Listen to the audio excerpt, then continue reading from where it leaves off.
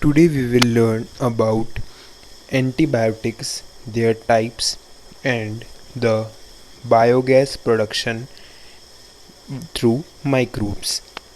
Let's see first about antibiotics. So students, we have already discussed what is antibiotic. We will see the two type of antibiotics today.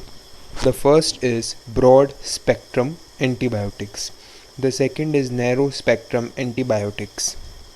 So, broad spectrum antibiotics, these are the single antibiotic where they can damage or they can destruct a huge number and a variety of pathogens which differ from one another in their structures.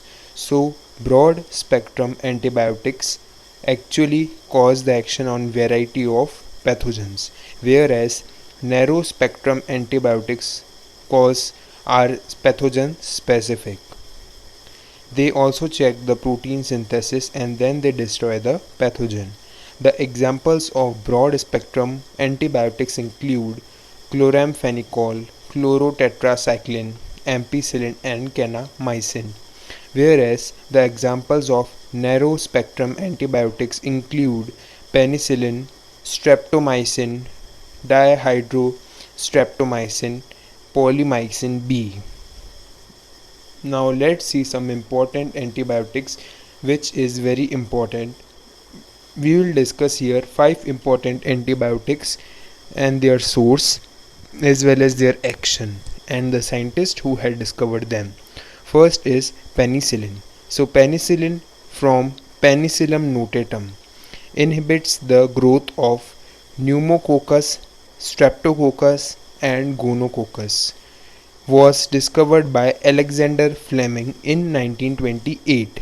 Streptomycin from Streptococcus grisens is active against acidic and gram-negative bacteria.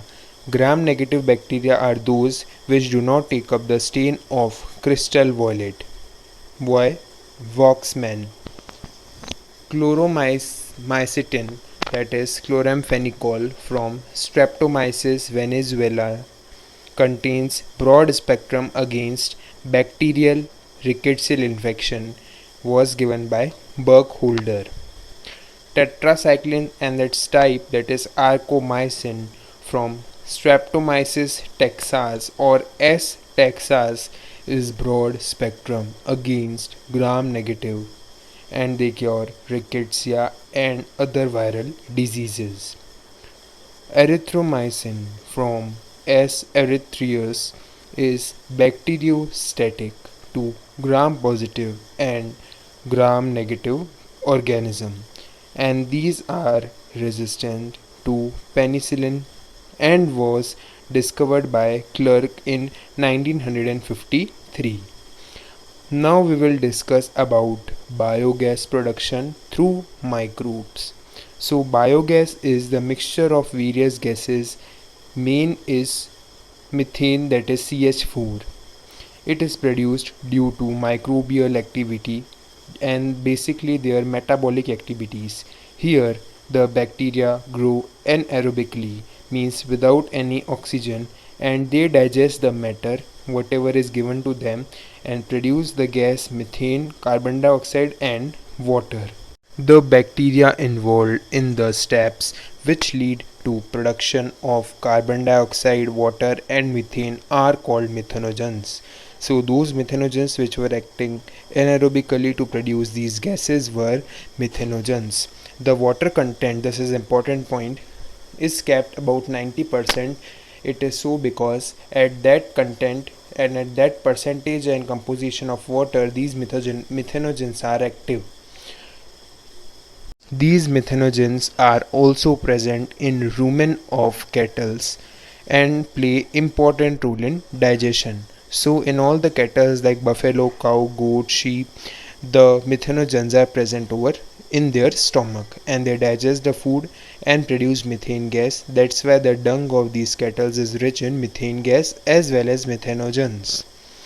Now we will discuss the mechanism of biogas plant. So biogas plant is a concrete tank, which means closed tank about 10 to 15 feet deep, and it contains the floating cover which covers it like the lid of any container. Now here cattle dung that is called slurry is fed into it through an inlet pipe, and now here the due to the action of methanogens in the slurry, the biogas is produced which comprises of carbon dioxide, water and methane.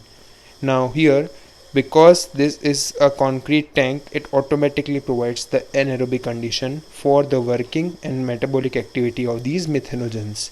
Now whatever gas is taken, because of that this floating cover moves up due to the increasing volume of gas, and through the outlet pipe this gas is transported to nearby houses through outlet. It was developed by Indian Agriculture Research Institute, that is IARI, and Khadi and Village Industry Commission, that is KVIC.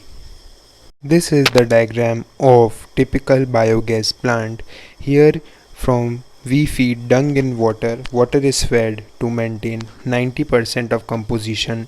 This is the lid which flows up when the gas content is increased, and this is an outlet pipe from where the gas is removed, and the remaining slurry is sent to the sludge from where it can be used for the rest fertilizers. Here the anaerobic conditions are provided for methanogens to act. Energy cropping. So energy cropping is actually a process where we grow the crops which actually produces those sources which can replenish or which can replace the existing exhaustible natural resources. Like for example, we can grow energy crops like Saccharum officinarum, that is sugarcane, Beta vulgaris beetroot, Solanum tuberosum potato, then Z maize, that is maize, Manihot glaziovi, that is tapioca. Now these produce, all of the crops produce ethanol, and this ethanol can replace petroleum, diesel, kerosene, etc., and can be used as energy source to run the vehicles.